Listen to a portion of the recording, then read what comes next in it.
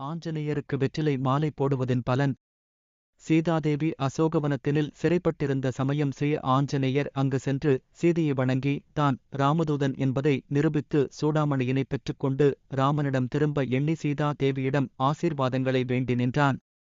அச்சமயம் சீதை தன் அருகில் இருந்த வெற்றிலைக் கொடியிலிருந்து வெற்றிலைகளைக் கிள்ளி ஆசீர்வாதங்களை அருளினாள்.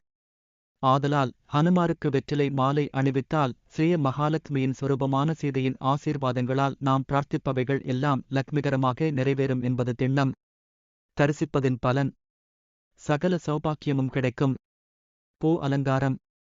தரிசிக்கும் போது சொல்ல வேண்டிய மந்திரம். சுட்டின நின்றனன் எழுத கைனன். விட்டியர் தோளினன் விசும்பின் மேக்குயர். எட்டரு நெடுமுக டெய்தி நீளுமேல். முட்டுமின் துருவுடும் வளைந்த மூர்த்தியான். தரிசிப்பதின் பலன். ஆரோக்கியம் பெருகும். துளசி மாலை போடுவதின் பலன். இராமாவதாரத்தின் முடிவினில் சீதாதேவி பூமியினில் சென்றுவிட்டால் மறுபடியும் என்னை எவ்வாறு அடைவாய் என்று ஸ்ரீராமன் சீதையிடம் கேட்டான். அதற்கு சீதாதேவி, நான் மறுபடியும் திருத்துழாய் துளசியாக வந்து உன் திருவடியை அடைவேன் என்று கூறியதாக புராணங்கள் கூறுகிறது. எனவே துளசி இருக்குமிடத்தில் ஸ்ரீராமர் இருக்கின்றார், ஸ்ரீராமன் இருக்குமிடத்தில் ஹனுமான் இருக்கின்றார் என்ற ஐதீகத்தினைக் கொண்டு துளசியை மாலையாக ஸ்ரீராமனின் பிரசாதமாக ஆஞ்சநேயருக்கு அணிவித்தால் ஹனுமான் மிக்க மகிழ்வுற்று வேண்டுவோருக்கு வேண்டியவற்றைத் தந்து அருள்வார். இளநீர் உடம்பின் வெப்பத்தை அகற்றி சக்தியைத் தரும் வல்லமையுடையது.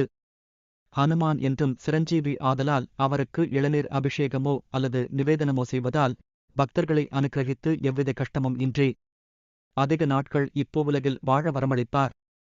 பாலபிஷேகம். அனுமானுக்கு பால் அபிஷேகம் செய்தால் எடுத்த காரியங்கள் நிறைவேறும், நல்ல செய்திகள் கிடைக்கும். பாலபிஷேகத்தைக் காணும்போது சொல்ல வேண்டிய மந்திரம். ஆப்யாய சுசமேதிஸ் விஸ்வத சோமவிருஷ்ணயம். பாவவான் வாச சங்கதே. குளிர்ச்சியான தயிரை அனுமனுக்கு அபிஷேகம் செய்தால் அனுமன் மனம் குளிர்ந்து நமக்கு அருள் புரிவார். தயிரை அபிஷேகம் செய்தால் மக்கட்பேறு உண்டாகும். அனுமானுக்கு நல்லெண்ணெய் காப்பு சாற்றுவதன் மூலம் குளிர்ச்சி தரும். அவரும் மனம் குளிர்ந்து அருள்வார் என்பது நம்பிக்கை. எலுமிச்சம்பழ மாலை சாற்றுவதன் பலன. எலுமிச்சம்பழம் ராஜக்னி. புள்ளியில்லாத எலுமிச்சம்பழமே சிறந்தது. எலுமிச்சம்பழத்தை அனுமானுக்கு மாலை சாற்றினால் திருஷ்டியினால் உண்டாகும் கோளாறுகள் விலகும். ஏவல், பில்லி, சூனியம் விலகும்.